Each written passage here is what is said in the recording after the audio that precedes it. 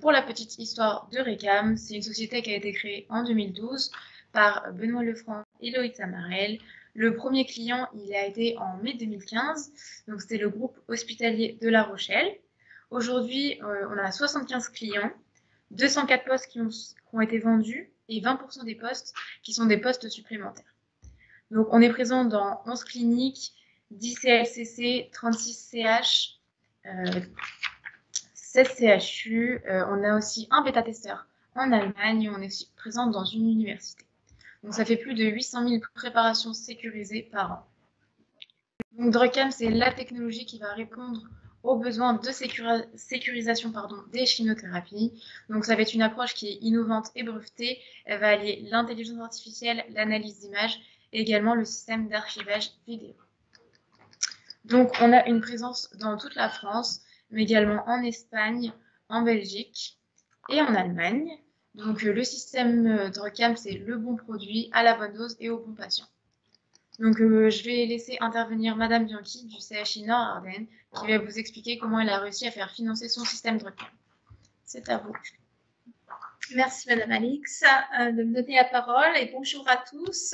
Merci de participer à ce webinaire organisé par Eurecam. Donc, je vais déjà vous présenter notre unité. Bon, moi, je suis pharmacien, déjà responsable de l'unité centralisée de préparation des chimiothérapies depuis une vingtaine d'années. Et donc, notre UCPC prépare environ 9500 préparations annuellement.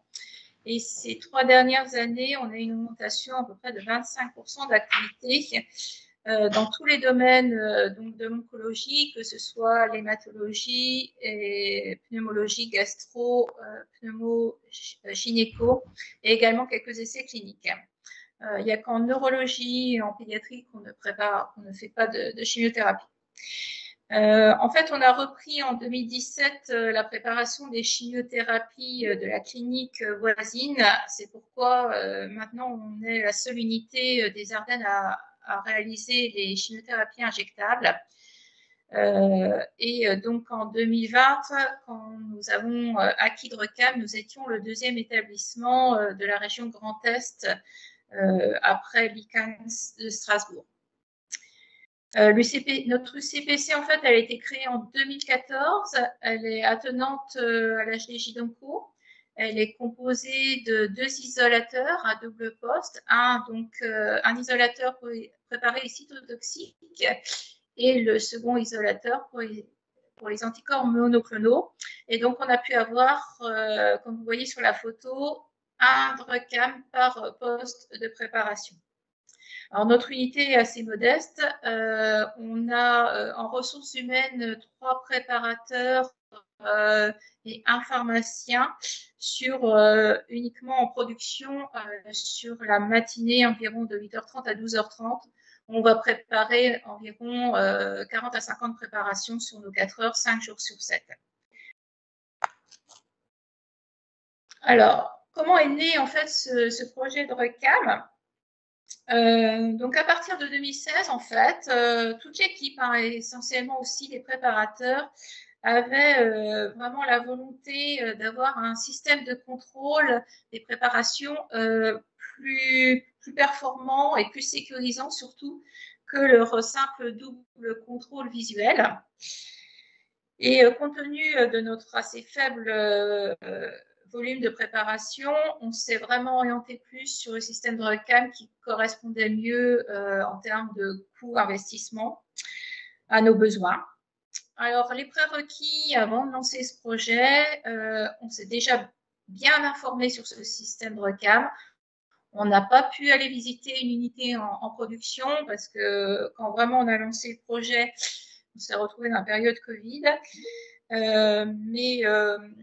Voilà, on est arrivé à bien convaincre les préparateurs avec aussi tous les petits YouTube qui sont à disposition, avec les témoignages des préparateurs, des pharmaciens.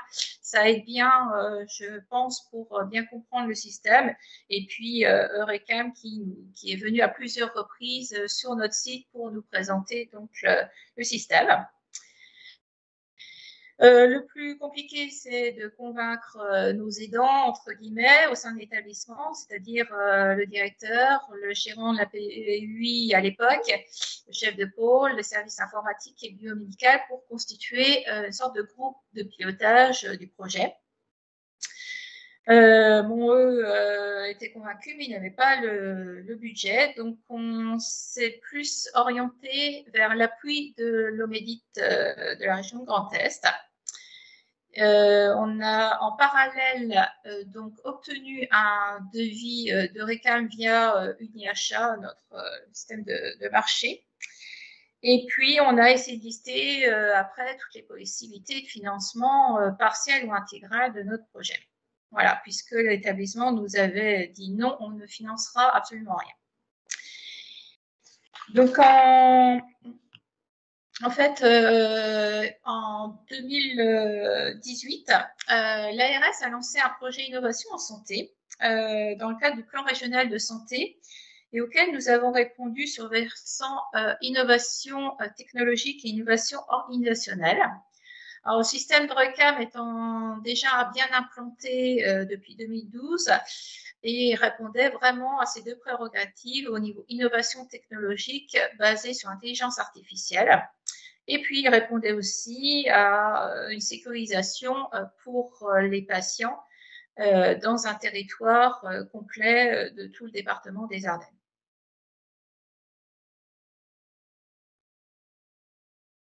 Dans ce projet-là, dans le dossier même, on a essayé de définir 5 impacts à fort potentiel pour essayer de gagner le projet. Alors, tout d'abord, l'amélioration du service rendu pour les patients, en garantissant donc, bien sûr, comme vous l'avez déjà rappelé, les 3B, les bons médicaments aux bons patients et à la bonne dose. C'était aussi et surtout très attendu par les préparateurs, l'amélioration des pratiques des professionnels. Le but étant, à leur image, plus un but pédagogique aussi, par lequel le préparateur va apprendre de ses erreurs au fur et à mesure. C'est un peu basé sur l'intelligence artificielle aussi. Et puis, ils attendaient d'être rassurés aussi, parce qu'en fin de journée, ils avaient quelquefois un doute sur ce qu'ils avaient vraiment mis dans une des poches. Donc ça, c'était un caractère qui leur allait bien. Aussi en amélioration, ce qu'ils attendaient, c'était d'éviter d'être interrompus dans leurs tâches, puisque dans un double contrôle visuel, le préparateur qui est à côté, sur le poste d'à côté, interrompait sa préparation pour valider le volume ou le bon produit de son voisin. On attendait des bénéfices économiques, donc ça a mesuré. Une certaine efficience, puisque ce qu'on souhaitait, c'est par le double contrôle et la prise en charge de cette technologie, permettre un redéploiement en fait du préparateur qui assumait cette activité sur d'autres tâches de l'unité. Bien sûr écologique, hein, zéro papier, zéro déchet, mais ça rentre aussi en compte maintenant. Et dans le dossier, on a aussi essayé de définir des indicateurs de performance et de qualité. Donc, un indicateur quantitatif, on a essayé de mettre en avant le temps des préparations avant le système RECAM et après, on a filmé et mesuré le temps de plusieurs types de préparations. Des indicateurs plus qualitatifs, des fois difficiles aussi à mesurer, comme le taux de satisfaction, et quelque chose de un peu plus facile, c'était le nombre d'erreurs, mais on a aussi détecté des fausses erreurs avec RECAM. Je vous expliquerai dans les diapos suivantes. Alors, dans le projet, on a essayé de définir aussi le financement. On a demandé un financement intégral avec une option sur 2 ans, c'est-à-dire déjà un financement de 2 postes la première année et éventuellement 2 postes la seconde année. Il fallait donc intégrer l'achat des 4 systèmes de vidéocontrôle et assistance, intégrer également l'interface avec le logiciel de prescription. Chez nous, on a Chimio de Computer Engineering qui demande pour chaque installation, bien sûr, l'interface. Les investissements en matériel, donc on a souhaité changer les PC, le câblage, les prises réseau, tout ça, c'est à pas oublier parce que ça a aussi un coût. Quelque chose qui a été par contre financé par notre établissement, c'était le serveur, puisque c'est un serveur qui est utilisé pour la sauvegarde des données de RECAM, mais aussi d'autres données de l'établissement. Et quelque chose qui est également un coût sur plusieurs années, c'est le coût de la maintenance annuelle.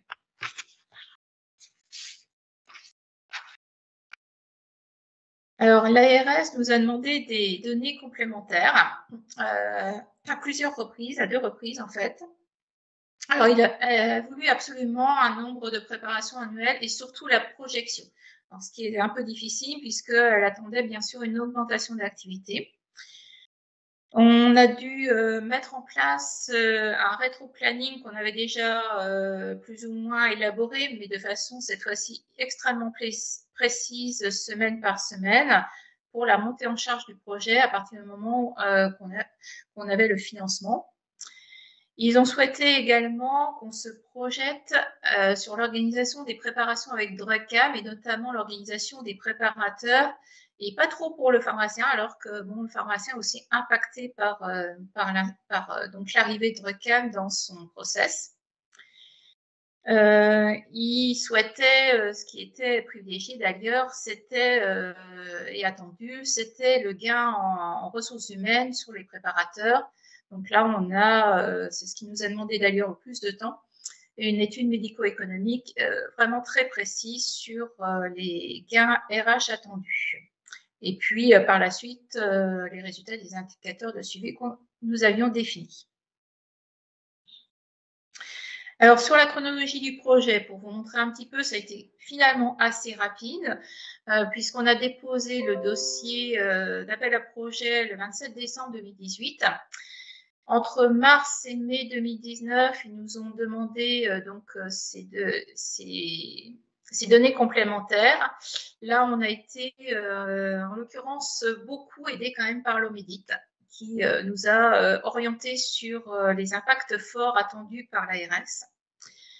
Et le 14 novembre 2019, nous avons eu le résultat d'un financement finalement intégral en une seule fois dans le cadre du CEPOM et orienté vers par la direction territoriale de l'ARS des Ardennes directement.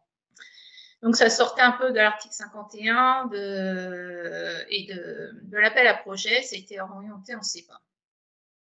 Donc, ce qui nous a permis très vite, donc 30 janvier 2020, de commander nos 4 DRUCAM. Donc ça, c'était juste avant l'arrivée de la première vague Covid. Mais c'est pas pour ça qu'on a en fait décalé l'installation, parce qu'on avait hâte, après cette première vague, de se lancer vraiment dans le projet DRUCAM, qui a été donc installé par les équipes de RECAM le 20 juin, et on a en 3 mois très vite pris en charge l'intégralité quasi de toutes les préparations à 97%. Ce qui nous manquait, c'était essentiellement quelques médicaments ex-ATU et essais cliniques et quelques seringues. On a pu ainsi inaugurer DRUCAM le 7 octobre 2020 avec la presse locale et France 3 Champagne-Ardenne. Et un an après, on a pu déjà avoir quelques résultats d'indicateurs, notamment sur les taux d'erreur, qui a été présenté donc un poster au GERPAC. Donc, au bout d'un an, on peut dire que sur ces indicateurs, le gain de temps préparateur est assez difficilement mesurable, parce que sur la préparation même, en fait, on n'a pas beaucoup de diminution de temps.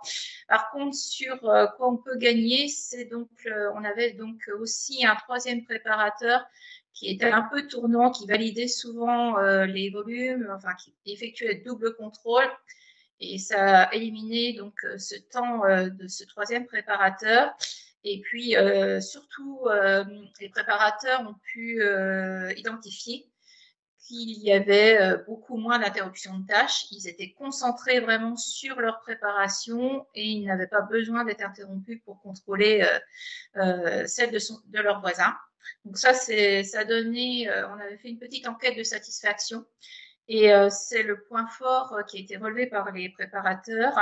Et puis la sécurité, effectivement, où ils retirent ce doute de combien j'ai pu mettre. Non, non, finalement, ça a été bien validé par le système. Donc voilà, on est tranquille à la fin de sa matinée de préparation. Tout est sécurisé. Voilà, si vous avez des questions, voilà, je suis à votre écoute. Voilà, n'hésitez pas si vous avez des questions. Après, on pourra faire un plus grand moment de questions si vous avez à la fin, après l'intervention de Monsieur Rouvet. Donc voilà, n'hésitez pas.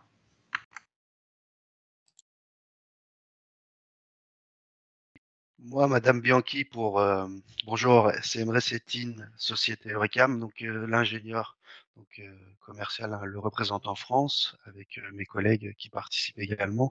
J'ai une question pour vous, pour briser la glace. Comment est-ce que, comment savoir si l'ARS a un appel à projet pouvant correspondre à un projet de RECAM? Oui, alors ça, il faut en fait quand on a cherché un peu les financements, on a fouillé partout. J'avais même essayé de lancer sur un appel à projet d'un laboratoire pharmaceutique. J'ai vraiment fouillé partout en fait. Là aussi, j'y ai passé du temps. J'ai pas dit dans ma présentation. Mais bon, bien sûr, il y a la Ligue contre le cancer que va nous parler mon collègue le docteur Rouvet, qu'on avait également sollicité, mais il pouvait nous financer que sur une toute petite partie qui n'était pas suffisante. Mais voilà, il faut vraiment aller chercher partout. Et c'est comme ça qu'on avait trouvé cet appel à projet de l'ARS. Hein. J'avais un peu.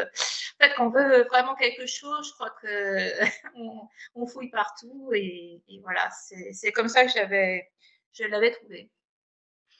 Merci. Je vous en prie. Merci beaucoup. Quelqu'un d'autre a des questions ou pas? Pas d'autres questions, très bien. On va passer du coup à la présentation de Monsieur Rouvet. Alors bonjour à tous, donc je me présente, je m'appelle Jean Rouvet, je suis pharmacien au centre Henri Becquerel à Rouen et donc je suis responsable de l'unité de production des chimiothérapies. Alors pour présenter un peu mon centre, donc c'est l'un des 18 CLCC, donc établissements de santé privés d'intérêt collectif en France. C'est un petit établissement, le centre Henri Becquerel, avec 115 lits d'hospitalisation complète, 46 lits d'HDJ, 8 lits de chirurgie ambulatoire. Mais c'est un établissement qui draine 4 patients sur 10 atteints de cancer en Seine-Maritime et en Eure. Donc, on a une grosse prise en charge ambulatoire.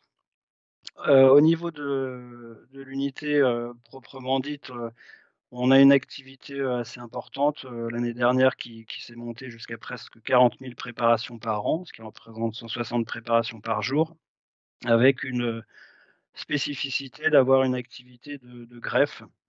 Donc on fait 50% d'oncologie, 50% d'hématologie et de façon un peu plus classique, on travaille à 70% pour les hôpitaux de jour, avec 30% de préparation anticipée. Cette activité, elle est menée sur 2 isolateurs double poste, donc on a 4 postes en tout, et qui ont été équipés de 4 postes de RUCAM, donc 100% de notre production est filmée par ce système innovant. Alors par rapport au financement, pour vous resituer un petit peu le contexte dans lequel on a demandé en fait ces 4 postes RUCAM, côté pharmacie, on a fonctionné pendant un long moment, donc de 2007 à 2015 avec un appareillage de contrôle analytique qui est le multispec, donc remplacé par le QC Prep maintenant, QC Prep Plus.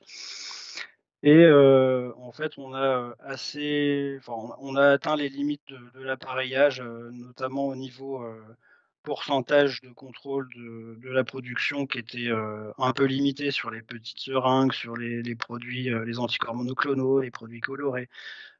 Et puis une limite aussi en termes de personnel parce que le contrôle analytique demande quand même un temps technique assez important. Voilà, plus le fait que l'appareil commençait à montrer des signes de faiblesse, et donc on a voulu sécuriser la production autrement que par cet appareil, et autrement que par un double contrôle visuel qui du coup a pris place après la fin du multispec. Côté institutionnel, on a toujours eu la chance à Becquerel d'avoir une direction qui est tournée vers l'innovation. Donc le système DRUCAM dès le début leur a paru intéressant, et d'autant plus que la situation financière du centre était favorable aux investissements. Donc ça, c'est sûr que ça a complètement joué en notre faveur. Donc on a eu un avis favorable pour acheter 4 postes. Le deal, c'était d'obtenir 50% du financement qu'on a cherché de différentes façons, comme vous expliquait madame Bianchi. Quand c'est comme ça, on cherche un peu partout, et historiquement, c'est vrai que on a cette chance aussi de recevoir de nombreux dons, donc des dons de particuliers, de patients, de familles de patients, même de la ville, d'entreprises, et des associations. Donc encore une fois, d'un point de vue historique, on a eu l'habitude de fonctionner avec la Ligue contre le cancer, et on a répondu à un de leurs appels d'offres, l'appel d'offres du comité de Seine-Maritime qui portait sur une aide à l'équipement. Donc je vais vous décrire un petit peu en quoi consistait le dossier. Donc ce sont des dossiers que vous pouvez trouver assez facilement sur leur site, ou en leur demandant directement. Alors évidemment, il y a des conditions d'attribution qui sont assez précises. Là, en l'occurrence, l'équipement devait avoir un lien direct, exclusif ou prédominant avec le cancer. Donc ça, c'était très facile à justifier. Ça concernait des établissements autorisés en cancérologie, uniquement des établissements publics ou privés d'intérêt collectif. Donc malheureusement, les cliniques privées sont exclues de ce dispositif. Il fallait que le projet soit inscrit au projet médical d'établissement, que pour les établissements de référence, le matériel devait être innovant. Donc c'était le cas au moment où on l'a acheté. L'aide ne concerne pas les coûts de fonctionnement et de maintenance, donc clairement la maintenance est à la charge de l'établissement. L'établissement devait s'engager à financer au moins 40%, donc dans notre cas c'était 50% du système. Et puis c'était un dossier qui devait être signé par le directeur de l'établissement et le président de la CME, avec une contrepartie, mais bon voilà, ça a été inauguré en fonction, en présence des médias locaux. Donc on a eu le droit à un petit article, et puis la présence des médias locaux lors de l'inauguration. Alors dans les arguments qui ont été apportés au dossier de demande, ce sont des arguments voilà, qui sont du bon sens en fait, donc une nécessité de sécuriser la préparation des cytotoxiques. On a insisté sur les limites du double contrôle visuel que vous connaissez tous. Surtout à notre rythme de production, c'est vrai que voilà, on peut, en tout cas, toutes nos instances scientifiques, la SFPO par exemple, préconisent d'ajouter à ce double contrôle visuel une autre méthode type contrôle analytique ou contrôle vidéo numérique. On a insisté sur les limites de notre contrôle analytique que je vous ai expliqué tout à l'heure, et on a parlé évidemment des avantages de DRUCAM avec un contrôle qualitatif et quantitatif, une méthode qui ne nécessite pas de prélever en fait d'échantillons dans les poches, donc une méthode conservatrice, une traçabilité du contrôle sur 100% de la production. Alors j'insiste bien, c'est une traçabilité du contrôle, hein. Certaines préparations, type préparation d'essais cliniques, ne sont pas contrôlées, détectées en tout cas de façon automatique par DRUCAM. Donc ça revient à un contrôle, un double contrôle par le pharmacien au final. Mais on a quand même une traçabilité de toutes les étapes qui sont effectuées. Donc je trouve à ce titre-là le système assez intéressant. Et puis on a, ça c'était indispensable, on a souligné l'aspect interfaçable avec notre logiciel Chimio. Alors d'un point de vue conduite du projet, voilà comment ça s'est réalisé. Donc on a fait une première visite dans un établissement très voisin du nôtre au Havre en juin 2016, juste pour voir comment ça fonctionnait et avoir le ressenti des utilisateurs qui était très bon. On a répondu à l'appel d'offres de la Ligue en mai 2017. Et on a eu leur réponse avec un accord de la moitié du financement, donc 73 000 € à peu près, en décembre 2017. Entre deux, donc notre directrice de la communication m'a fait part que le Rotary recherchait un projet aussi à financer, donc qu'on a accepté avec plaisir. Donc ils nous ont gentiment donné 5 000 €. Et puis, alors au passage, on a dû passer devant le CHSCT, le CSE maintenant, pour leur expliquer les changements que ça pouvait entraîner. Ils étaient aussi soucieux de l'image qui pouvait être projetée des préparateurs, ce qui n'est pas le cas puisqu'on filme uniquement le champ en fait, donc les mains des préparateurs.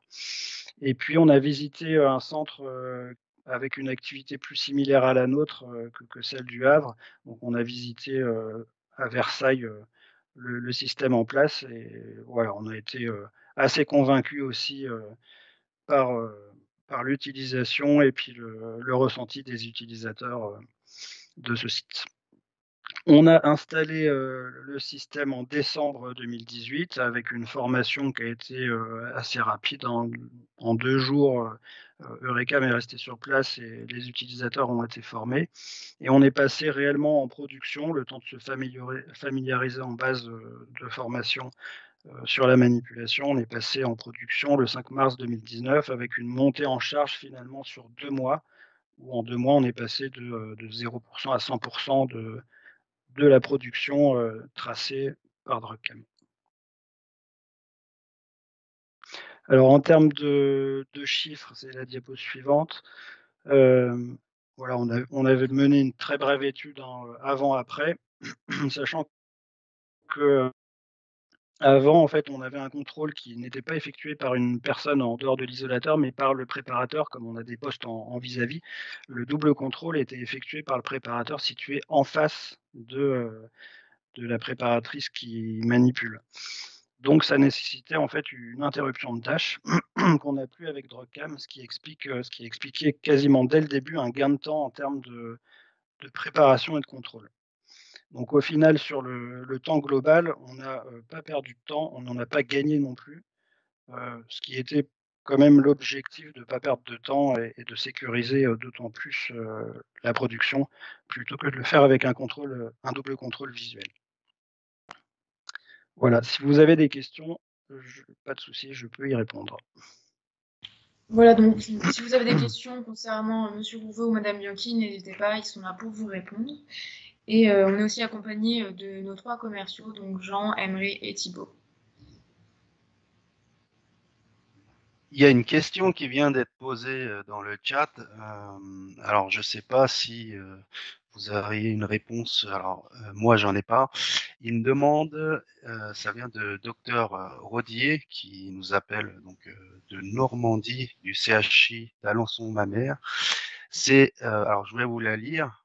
Une éventuelle réglementation plus contraignante à venir concernant les systèmes de contrôle des préparations d'anticancéreux est-elle dans les tuyaux? Cela pourrait aider, car les recommandations, par exemple SFPO, ne suffisent bien souvent pas à contraindre les directions. Merci pour vos avis. Simon Rodier. Voilà. Si vous avez des remarques à faire ou une réponse à apporter, on vous écoute. Merci.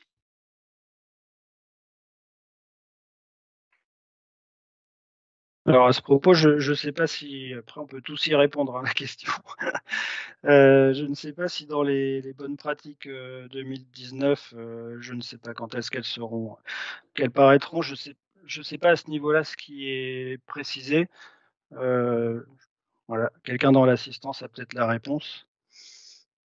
Et à partir du moment où ce sera opposable, voilà, je ne sais pas si on peut imposer à tous les établissements sur le territoire un double contrôle plus poussé que le double contrôle visuel, dans le sens où tout le monde n'a pas les mêmes moyens et je ne sais pas si une toute petite production justifierait ces moyens-là, en fait. Donc clairement, j'ai pas la réponse. Madame Bianchi, je ne sais pas si vous avez une réponse ou pas de votre côté. Alors déjà, je voulais dire bonjour à Simon. Et merci pour la question qui nous laisse sans voix en fait, parce que très, très pertinente et ça nous aiderait bien sûr, mais comme le docteur Rouvet, je pense que pour l'instant, il n'existe rien. Et effectivement, cette contrainte serait valable pour des grosses unités, mais il y a quand même une volonté quand même nationale de regrouper sur des grosses unités la préparation des chimiothérapies. Nous, c'est comme ça qu'on a récupéré l'activité de la clinique voisine. Et c'est vrai que ce serait quelque chose qui aiderait toutes les unités de taille moyenne à grosse à pouvoir imposer, entre guillemets, un financement, parce qu'on on galère tous, même si on est convaincus. C'est bien l'objet d'ailleurs de votre webinaire, c'est le financement qui nous bloque, hein, mais vraiment. Et dans les hôpitaux ou dans les centres anticancéreux, les budgets sont quand même limités de plus en plus. Donc, je ne sais pas si on peut effectivement, après ça reste des recommandations, souvent la SFPO, nos sociétés savantes en général, on peut s'appuyer peut-être, alors moi j'avais quand même eu l'aide de l'Omédite, hein, comme je vous l'ai dit, et puis peut-être les pharmaciens inspecteurs en santé, quand ils vous donnent l'autorisation de vos unités, c'est une activité optionnelle, peut-être que ça peut être un point faible à soulever quand vous avez juste un double contrôle visuel et peut-être appuyer là-dessus pour montrer que votre préparation n'est pas sécurisée à 100% par un double contrôle visuel et s'ils peuvent appuyer pour qu'il y ait une amélioration en finançant ces types de systèmes sécurisants. Voilà, mais bon, pour l'instant, au niveau réglementaire, je pense qu'il n'y a absolument rien. Ok, merci beaucoup pour vos deux réponses. Merci. Enfin, je pense qu'il n'y a pas d'autres questions. Si vous avez d'autres questions, vous pouvez bien sûr les poser par mail. On vous a mis les mails ou par téléphone. On vous transmettra le replay et les questions-réponses s'il y en a d'autres par la suite. J'en ai une dernière, Léa. Peut-être que ça peut intéresser le compte du privé, comme les cliniques. Peut-être que vous avez, alors pas forcément fait ça, mais est-ce que vous avez tenté de vous rapprocher de certains industriels pour obtenir un cofinancement? Si oui, comment est-ce que vous avez fait? Voilà, cette question s'adresse à vous deux, Madame Bianchi, Monsieur Rouvet. Je vous laisse la parole.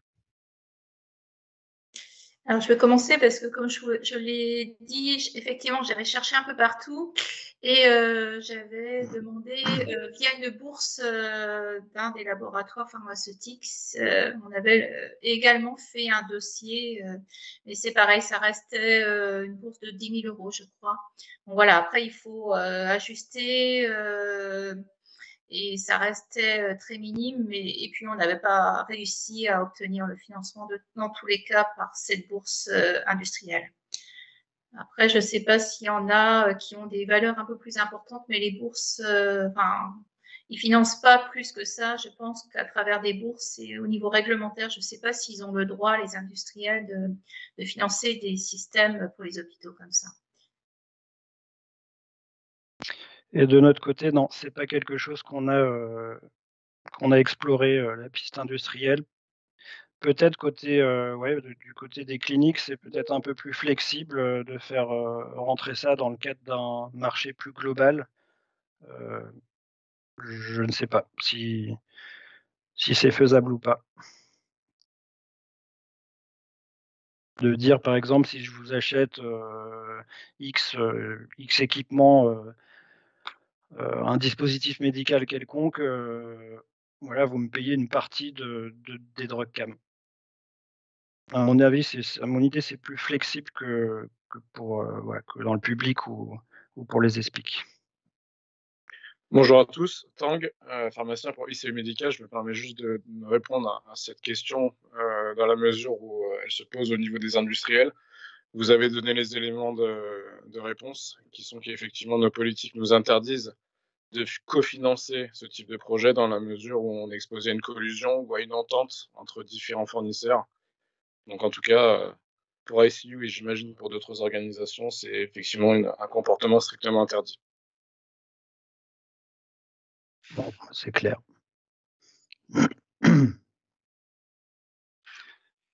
Merci pour vos réponses. Alors, il y a d'autres questions qui sont posées dans le chat, mais Léa, il nous reste encore un peu de temps devant nous, ou alors comment comment ça se passerait alors? Léa, je continue? Il nous reste un petit peu de temps, donc 3-4 minutes sur le créneau. On va pouvoir répondre à encore une question et ensuite on passera sur des questions-réponses qu'on rédigera par mail. D'accord. Donc on peut vous poser la question, bonjour, vous avez parlé de fausses erreurs. Dans quel cas celles-ci arrivent, à quelle fréquence et comment y faites-vous face? Oui, je pense que c'était moi. Alors, je ne sais pas si je peux partager. Je ne sais plus comment on fait pour partager. J'avais le poster. Un poster. Ne vous Le inquiétez poster pas, sinon on le partagera dans le Oui, mail. voilà. Donc, en fait, juste pour vous répondre rapidement, en fait, on avait trouvé à peu près 27% de fausses erreurs et l'erreur vraie est de 1%. Alors, les fausses erreurs, c'est par exemple une non-détection du volume euh, sur des seringues avec des produits très colorés ou sur des dispositifs, par exemple les diffuseurs et tout ça. Donc là, il suffit d'acquitter ou de faire, en fait, sur DrugCam, il est possible d'acquitter l'erreur détectée par DrugCam quand c'est une fausse erreur, en fait. Et donc, au fur et à mesure, DrugCam va aussi apprendre les nouveaux conditionnements. C'est par exemple qu'on change aussi de fournisseur sur certains médicaments quand il y a une rupture. Il faut lui faire apprendre le nouveau étiquetage, le nouveau QR code. Donc, au tout départ, il n'a pas reconnu le nouveau fournisseur du même produit. Alors, voilà, c'est un peu les erreurs qui sont détectées, mais qui n'en sont pas en fait. Et la vraie erreur, ça permet quand même de détecter des volumes qui étaient bien pas correspondant à la fiche de fabrication. Alors qu'avant, les erreurs détectées étaient plus sur des erreurs de solvant. Là, on a vraiment détecté des erreurs de flaconnage, enfin plutôt des volumes, des dosages, de concentration différents et sur donc les volumes injectés. Ça, c'était vraiment ce qu'on arrivait à détecter, qu'on ne détectait pas auparavant. Ou très peu, avec moins en tout cas par rapport à contrôle visuel.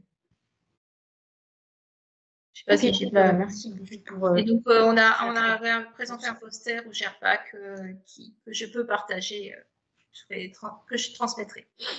Avec Très bien. On vous transmettra ça par mail à tous les participants. Il y a d'autres questions, mais on va plutôt les répondre par la suite. Merci beaucoup, en tout cas, aux intervenants. Et merci à tous les participants. Bonne journée à tous. Au revoir.